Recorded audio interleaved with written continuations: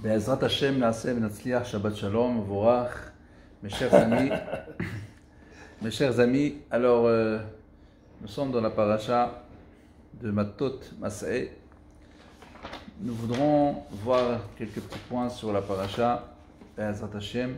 Je remercie Monsieur le Président d'avoir la chance d'être avec vous, Be'ezrat Hashem, et qu'on puisse ensemble, Be'ezrat Hashem, grandir et se développer Be'ezrat Hashem selon la Torah, selon le Moussar. Que Be'ezrat Baruch Hu nous ramène Mashiach, Amen. Amen. Alors le sujet de la paracha qu'on voudrait parler, c'est Bnei Gad ou Bnei Reuven. Vous savez, quand Am Israël sont sortis d'Égypte, ils avaient un objectif, c'est d'arriver Baruch Hashem en Eretz Israël. Et sur la route, ça veut dire que c'est pas s'arrêter au milieu 10 fois, 50 fois. L'objectif c'était en Eretz Israël. Mais Am Israël, toute la paracha de Maseh, il y avait beaucoup de Massaot. Mais ça on parlera d'une autre fois. Mais surtout, l'histoire de Bnei Gad ou Bnei Reuven. Bnei Gad ou Bnei Reuven, ils avaient beaucoup de troupeaux. Et ils avaient du mal à accepter leur partie en Eretz Israël. Ils ont dit à Moshe, nous on va rester, comme c'est marqué dans le Pasuk, c'est marqué dans la Torah, Mikne Rav Haya levnei Reuven velevnei Gad atzum meod, vayiru et Eretz Yazer v'et Eretz Shina'an, v'hine ha'makom mikne. Voilà. Ça veut dire qu'ils ont kiffé le côté extérieur d'Israël. C'était bien, il y avait du gazon, il y avait des jardins, il y avait des espaces. Ils ont dit, on a beaucoup d'espace ici, laisse-nous ici. On entre pas en Israël. Nous, on va gérer. Et qu'est-ce qui est marqué dans la paracha? C'est marqué, Gidrot son nivne le meknenu po ve'arim tapelu.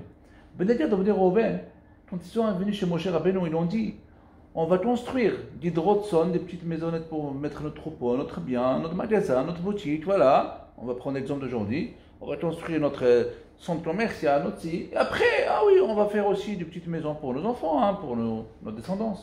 Ils ont avancé.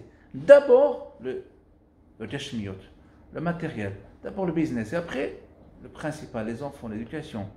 Et Moshe Rabbeinu, il aura répondu, Moshe Rabbeinu, il aura répondu, il aura dit, pas comme eux. Il aura dit, Moshe Rabbeinu, Benu lachem arim letapechem v'gidrot etzonechem. Benu lachem arim letapechem. D'abord, il faut construire des maisons à vos enfants d'abord. Et après, gidrot etzonechem. Regardez d'abord la partie spirituelle, le hinour de vos enfants, le hinour de votre famille. D'abord au premier. Et ensuite, vous allez voir le tout est matériel. Benu lachem arim letapechem. Après, gidrot etzonechem. Après, vos troupeaux. Moshe Rabbeinu, là avant, c'est d'abord les enfants avant le troupeau. Mes chers amis, Moshe Rabbeinu, il avait un décret de ne pas rentrer en Eretz Israël. Quand il y avait le problème de Meriva, Moshe Rabbeinu, Hachem a dit, tu ne rentres pas en Eretz Israël. Mais Moshe Rabbeinu, il était prêt à rentrer en Eretz Israël, même comme un oiseau, le Midrash nous raconte. Darash Rabbi Simlai, Mipnema nitava Moshe Rabbeinu l'Eretz Israël. Moshe Rabbeinu, il avait l'envie de rentrer en Israël. Pourquoi? Est-ce que c'est parce qu'il voulait tout simplement manger ses bons fruits?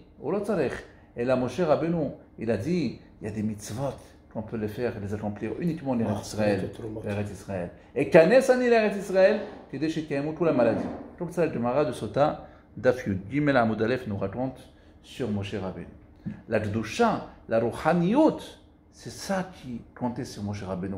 La partie spirituelle. Comment je ne peux pas rentrer en Israël? Comment? Mais il y a des mitzvot à faire, je veux les rater. On raconte sur une très belle histoire sur Baal HaTanya. Baal HaTanya, quand il était jeune, son rave c'était le Magid Mimizrich. Une fois, c'était pendant l'hiver, et le Baal HaTanya, il voulait voir son rave, le Magid Mimizrich. Il a pris la route, et là-bas à l'époque, il y avait des petites auberges des Juifs. On pouvait s'arrêter dans la route, manger cachère et tout ça. Il s'arrêtait chez un auberge parce qu'il faisait très froid, il y avait la pluie, la neige, il ne pouvait pas aller directement. Il a passé la nuit chez ce monsieur-là.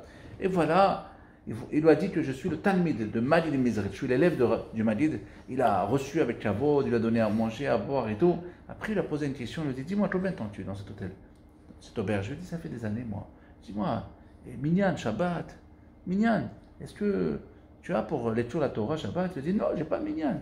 Il a dit, comment ça se fait? Il a dit, je vais juste pour Yom Kippur dans la ville à côté, Rosh Hashanah Kippur, je reste là-bas quelques jours pour les fêtes et je reviens. Il lui a dit, mais le Rav lui a dit, un juif, est-ce que c'est bien pour lui de prier tout seul, toute l'année, le Ishma Kaddish, le Ishma Barecho, le Ishma Kedusha? Comment c'est possible un juif de vivre sans Kaddish, sans Kedusha? Pour toi, va habiter là-bas, toute l'année. Quelqu'un qui habite dans un village, je ne sais pas moi, Vénissieux ou la Champagne-les-Mondeurs, ou je ne sais plus, un endroit où il n'y a pas de synagogue, il ne peut pas aller Shabbat, c'est loin, il ne peut pas aller à Zemel, c'est pas possible, c'est loin, je ne sais pas, une ville, Chalon-sur-Saône, je ne sais plus moi, en France. Khefchar, dis-moi, je veux pour tout le monde, tout le monde, tu vis là, tout le monde, tu peux être un juif. Kadosh Baruch Hu nous a donné, Baruch Hashem, dans ce monde-là, c'est pour faire Torah Mitzvah, tout le monde, tu peux rater. Amen, Yehesh, Mirabah, Hachim, ils disent, Kol Haomer, Amen, Yehesh, Mirabah, Bechol Toho. Mais Vatlim lo, Toreim lo, Tzar, Dino, Sheshim, tous les 70 ans, qui peut te donner des mauvais décrets de Baruch Hu, il les enlève. Les décrets de 70 ans, pour Amen, Yehesh, Mirabah, que tu viens avec ta voix haute. Et tout le monde, tu peux rater Amen, Yehesh, Mirabah. Il lui a dit, ce monsieur-là, ce Rav, Balatan, il a dit, ce monsieur, dis-moi combien de personnes habitent dans cette ville à côté où tu vas pour les fêtes de dire, une centaine de familles. Alors il lui a répondu, eh bien va habiter là-bas. Il lui a dit, moi je ne peux pas habiter là-bas, parce qu'il y a la Parnassa ici. J'ai l'auberge, business, business. Et qu'est-ce qu'il lui a dit le Rav? Il lui a dit, dis-moi, Kadosh Baruch Hu, il a du mal à nourrir 100 familles dans cette ville, il aura, s'il n'a pas de mal à les nourrir, toi il aura du mal à te nourrir. Hachem il les nourrit, toi il ne va pas te nourrir. Il s'est tué, il n'a pas répondu. La nuit il est passée, le lendemain il se réveille, le Rav, le Balatania, il voit des charrettes en train de charger. Et tu vas là-bas, c'est toi, c'est ça, c'est les camions.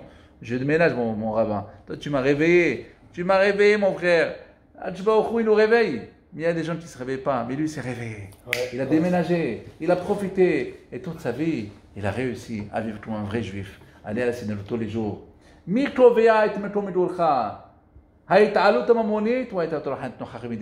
c'est qui va décider où tu habites? La partie matérielle où tu travailles, où tu gagnes l'argent, ou la partie spirituelle où il y a une synagogue, où il y a un bit midrash pour toi? Hachem Ishmor, quand on veut choisir une maison, première chose, devant la synagogue ou pas devant? S'il n'y a pas la synagogue, même gratuit, il ne faut pas habiter. J'ai la voiture, il n'y a pas. Tout ça, le Yetzer Hara, il ne veut pas qu'on prie, il ne veut pas qu'on va à la synagogue. Il faut s'éloigner, il faut habiter uniquement où il y a la synagogue. Et s'il n'y a pas de synagogue, il faut s'éloigner. Lama, parce que notre vie, elle est que spirituelle, pas matérielle. On raconte sur un tzaddik, il s'appelle Rabbi Elchanan Wasserman. En fait, je vous raconte cette histoire pour juste comprendre que ce n'est pas parce que le spirituel il est bon que le matériel n'est pas bon. Non, le matériel il est bon. Mais pour toi, ce n'est pas seulement uniquement associé, c'est que le matériel il faut l'utiliser pour le spirituel. Et là, on voit le Rabbi Elchanan Wasserman, c'était un grand tzaddik. Il avait une grande yeshiva, Ohel Torah, Bebronovitch. Alors des fois, il partait lui-même pour ramasser l'argent. Un jour, il arrive, comme d'habitude tous les ans, chez le Rav Danis. Danis, c'était un milliardaire mais religieux, un Rav. Et il venait chez lui tous les ans. Où, aux États-Unis? Là-bas, dans les Pologne, je ne sais plus, Bernovitch, c'est dans les villes là-bas. Et qu'est-ce qui se passe finalement? Un jour, il voulait partir faire la tournée encore. Et le problème, c'était toujours l'hiver.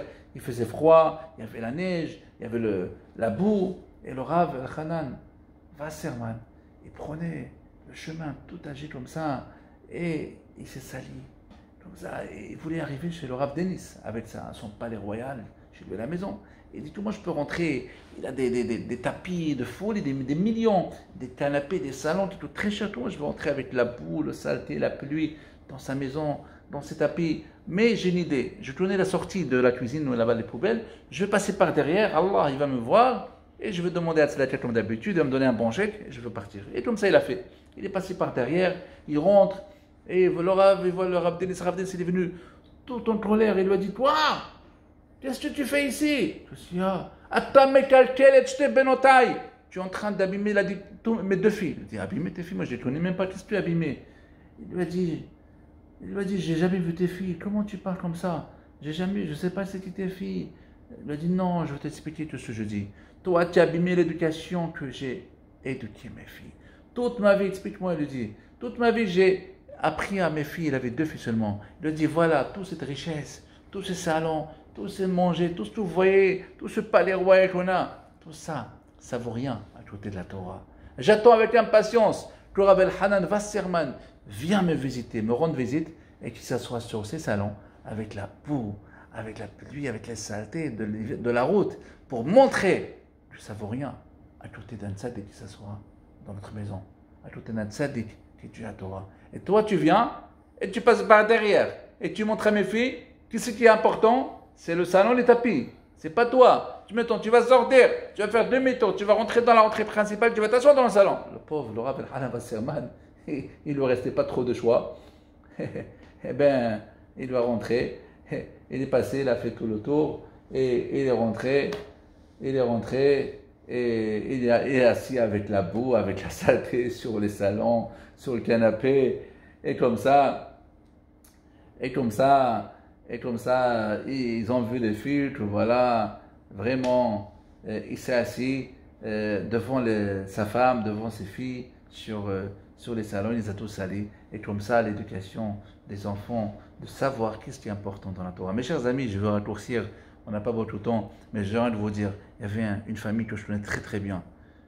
Son père, c'est un rave, un grand rave. Il a éduqué les enfants dans la Torah, dans les chivotes. Il y avait des enfants à lui, une partie, qui ne sont pas continués à étudier la Torah. Il est venu me voir, je le connais très bien. Il m'a dit, explique-moi, qu'est-ce qui s'est passé? Pourquoi mes enfants ne sont pas dans l'étude de la Torah? Pourquoi ils sont partis travailler? Mais je les ai mis dans les chivotes. Je lui ai dit, moi je me rappelle, quand je venais chez vous Shabbat, quand je venais chez vous être invité souvent, je me rappelle qu'à la maison, vous parlez beaucoup à table du business. Vous parlez trop d'argent. L'appartement et tout c'est là, ça et tout c'est là, la voiture tout c'est là. À la maison, qu'est-ce que tu as entendu? Plus la Torah ou l'argent. C'est ça l'éducation. Il faut qu'on parle à la maison de la Torah. L'argent, ce n'est pas le principal, c'est la Torah. Et plus tu parles à la maison de la Torah, plus ces enfants ils vont rester dans la Torah. Plus tu parles de l'argent, plus ces enfants ils vont suivre l'argent. Et c'est ça qu'on voit dans toutes les maisons. Si vous voyez des enfants qui sont dans la Torah, parce qu'à la maison ils sont pas la Torah. Si tu vois des enfants qui sont dans le business, à l'argent, à la maison ils ont parlé d'argent. Voilà mes chers amis, il faut savoir que ce qu'on donne comme éducation à nos enfants, c'est comme quelqu'un qui se met sur un cheval. Vous savez, pour terminer l'histoire de Rav El-Hanan, le Rav El-Hanan Wasserman, ces deux filles-là, c'était deux diamants. Ils sont mariés avec des tzadikim, des grands tzadikim, c'était les Rashi Shiva Tels. Ils ont réussi. Pourquoi? Parce qu'il leur a montré que le principal, c'est pas l'argent, c'est la Torah. Alors je raconte un petit machal avec quelqu'un qui va sur un cheval, sur le sous. Dès qu'il se met sur le cheval, ça y est, il laisse le cheval le prendre où il veut. Où il va le prendre le cheval? Dans le désert, dans le Khalil Khali. Mais si toi tu entres ton cheval, à gauche, à droite, tu vas l'amener où tu veux. Mes chers amis, le matériel c'est le cheval. Si on se met sur le matériel, on va arriver à des directions où on n'a pas prévu. Chez Mishmor, si on fait attention que le matériel, on va perdre le temps, on va perdre les années, on va perdre notre temps précieux à ramasser l'argent, aller acheter ça, aller acheter, parce que l'autre il a acheté une belle voiture, moi je vais acheter parce que l'autre il a acheté un beau costume, parce que l'autre il a acheté un salon mieux, et tu suis que le matériel, et on perd notre vie, on arrive à aboutir rien dans ce monde extraordinaire. De chaque minute dans cette vie-là, on peut acheter des milliers de Torah mitzvot, parce qu'après 120 ans, on ne peut rien faire. Tout, on peut acheter ici. Il y avait un chassid, une petite histoire. Un chassid, il est parti voir son Rav, le Hadmor. Il arrive, pourquoi je vous dis ça? Pour vous dire encore, c'est quoi le matériel? Le matériel, c'est la chose la principale, en fait, pour arriver au spirituel. Parce que si on n'a pas le matériel, on n'a pas le spirituel. Allez, je vous raconte cette petite histoire pour comprendre. Il y avait un chassid, il est parti voir son Rav, un Hadmor, et qui rentre dans la maison, il voit le Rav en train de manger une pomme. Un nival. Hadmor, chetapo, akacha. Le Hadmor, il dit, assieds-toi, j'ai compris que tu es étonné pourquoi je mange une pomme. Je vais t'expliquer. Tu vois, dans mon jardin, il y a un arbre avec beaucoup de pommes. Tu le vois. Ce matin, je me suis réveillé, je vois ça avec le soleil. Et j'ai dit, Akadosh Baruch Hu, il prend un gardir, un grain par terre, il pourrit. Il sort une petite plante. La plante est grande, il devient un arbre dur, énorme, grand, avec beaucoup de fruits. Marabou Ma'asech Hashem. Il a dit, j'ai pris cette pomme pour bénir Akadosh Baruch Hu. Parce que Ani ochel kedei levarer. Je mange. Pourquoi? Pour faire la bracha. Aval rov bnei adam mevarchim kedei leachol. Ils font la bracha pour manger. Et moi, il a dit, le Rav, le Hadmor, je mange. Pourquoi je mange? Parce que je veux faire la bracha. Et c'est le moyen de faire la bracha. Lequel? La pomme. Le matériel, c'est un moyen de gagner le paradis. Gagner là-bas. C'est quoi? Parce que on utilise le matériel pour le spirituel. Mes chers amis, il faut savoir qu'on a la chance d'avoir avec nous ce lien de Olamazé, À travers le Olam Hazé, on peut avoir et hériter le Olam Haba. Il faut savoir que, Bémet, c'est pas facile. C'est pas facile. Il faut apprécier les mitzvot. Il faut apprécier chaque minute dans la vie et le remplir avec Torah mitzvot. On dit pourquoi? Parce qu'il nous ramène dans son monde pour ramasser. Mais il faut apprécier chaque mitzvah. Je me rappelle, Hazve Shalom, c'est pas pour dire, c'est pour juste donner un petit exemple. Une fois, j'ai parti en vacances à côté de la ville Nice là-bas et il fallait rentrer. Et moi, je ne voulais pas rater Tfila, Betsebo, Amen et Shmi Rabba. Surtout, je faisais Kaddish sur quelqu'un de proche que je me suis engagé. Il fallait faire Kaddish. Alors, comment j'ai fait? Il fallait rentrer à Lyon. Et pour rentrer à Lyon, il faut passer comme ça par ce village. Il y a un train direct qui vient à Lyon. Mais il me fallait la prière, ne pas rater Mincha Harit. Baruch Hashem, j'ai trouvé en fait un train qui s'arrête à Cannes. Cannes, la synagogue est à côté à pied. Et voilà, je vais à pied, je reviens et je récupère le train. Mais la différence, elle était chère du prix. Et là, j'avais le Nisayon, j'avais les preuves. Tu payes 80 € de plus et tu gagnes Amen et Shmi Rabba. Eh mes chers amis, qu'est-ce que ça vaut 80 € à côté de un seul Amen? Alors surtout Amen et Shmi Rabba, Nakdishach venaritzach. Mes chers amis, le Etzerara, ils nous endorment. Mais l'autre, il me dit, où c'est marqué dans la Torah synagogue? On peut prier à la maison. Mais c'est quoi c'est Etzerara? Mes chers amis, où c'est marqué que tu dois être riche? Mais les gens, ils cherchent à être riches. La Torah, c'est pareil, où c'est marqué? Mais je veux être riche, je veux Olam Haba. Quand quelqu'un il se réveille, la journée à lui, il est Olam Haba. Je veux hériter l'Olam Haba. Mes chers amis, et tout cela, on apprend de la paracha. Benegad venir Reuven. Benegad venir Reuven, Moshe les envoie. Il a fait le reproche. C'est quoi ça? Vous parlez de qui? D'abord du Olam Hazé, d'abord du troupeau, après les enfants. Mes chers amis, il y a des gens qui ont tout dans ce monde-là. Même des rabbinim, des fois, allez nous. Des gens. Mais les enfants, ils sont où? Il y avait quelqu'un chez Mishmor, quelqu'un de bien dans la Torah. Son fils, il n'est pas très religieux. Je dis, mais on dirait que ce n'est pas ton fils. Où tu étais? Je ne sais pas. Tu lui fais des cours tous les jours? Non, il est à l'école. L'école? Et toi, tu fais quoi? Tu es un Ben Torah. Est-ce que tu t'es assis avec lui tous les jours 1 heure? Non. Eh bien, comment tu fais? Pour les autres, oui. Ah, tu donnes des cours là-bas. Et les cours là-bas. Et tes enfants, non. Ça, c'est Benegad venir Reuven. L'important, c'est quoi? Est-ce que c'est tes enfants? Est-ce que c'est ta neshama en prière? Ou est-ce que c'est ton matériel? Et tous les jours, on a des épreuves. Quelqu'un a l'argent, vous savez.